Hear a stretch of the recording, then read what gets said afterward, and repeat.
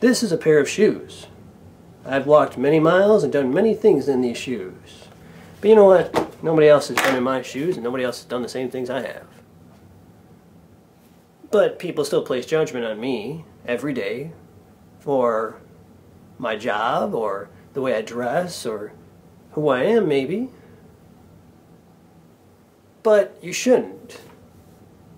So think this, when you guys see people on the street or somebody says something to you that may not be the way you think it should be, or they have a different job than you, don't place judgment on them until you really know them. Which leads me to 3 examples I'm going to give you guys. Example number 1. Let's say you're walking down the street. You see this young lady walking, she has piercings all over her face, maybe with the snake bite thing going, maybe her nose pierced, eyebrow pierced, ears all pierced, tight t-shirt, tight pants. The first thing that comes to someone's mind is this girl really putting herself out like that? She may not be. She may just be expressing herself. You don't know her because you've never been in her shoes before. You don't know what experience she's had. You don't know what she does for a living. You don't know if she's an artist. You don't know the things that she knows because you've never been in her shoes. So before you place judgment on her, put yourself in her shoes.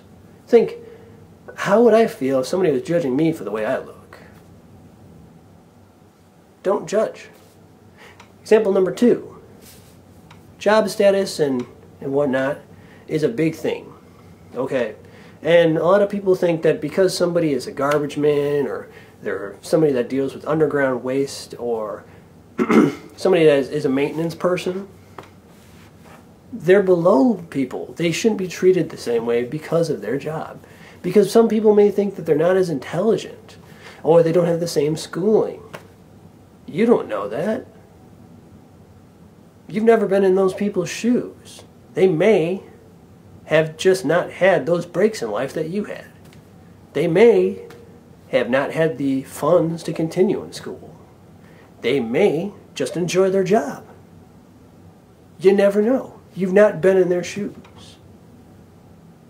And to place judgment on somebody for their job status is wrong.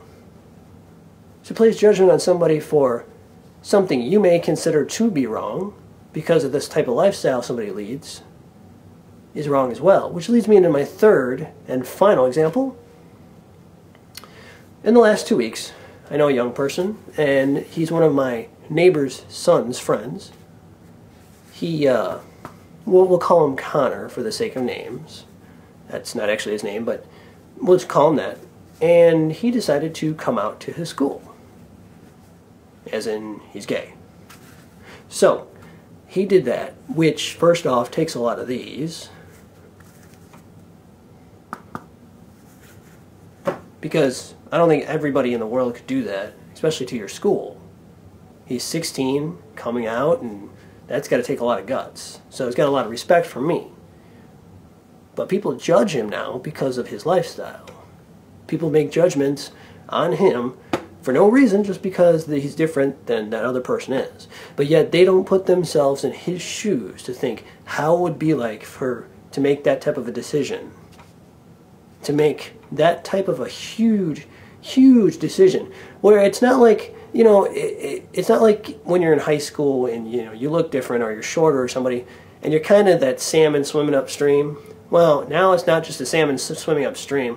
It's a salmon trying to swim up a 90-degree angled rushing waterfall. So you don't know what it's like because you've never been in that person's shoes before.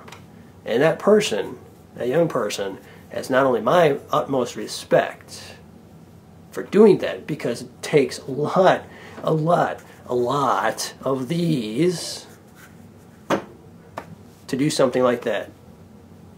But to place judgment on him or anyone else that wants to fly that rainbow flag is wrong. You don't know what they're like. Could be the coolest person in the world, but don't place judgment on them because of their how should I say this? Their lifestyle and way of living. So, those are the 3 examples. Don't judge people. Get to know them first, and then make your judgment based on who they are. That's all I'm going to say. But it does lead me into a question. Why does the gay community fly a rainbow flag? When I was growing up, I always knew a rainbow to have a pot of gold at the end of the flag. At the end of the flag. At the end of the rainbow. At the end of the rainbow. Not a large bowl of condoms with Trojan Man standing there with a sign that says, never mind. Anyways, also gives a whole new meaning to the words, taste the rainbow, right?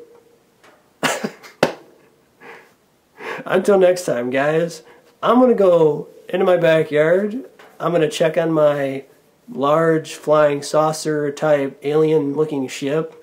Make sure it's all ready to go. I'm going to go coax my neighbor's 8-year-old kid to tell everybody, or to have his brothers tell them that he flew away in it, and hopefully if the media catches on to it, and then have him go hide in his attic while, you know, we frantically look around the neighborhood for him. Oh, crap, that already happened, didn't it? Damn it. There goes my idea. Until next time, guys. Stay safe online and in the real world, and don't judge.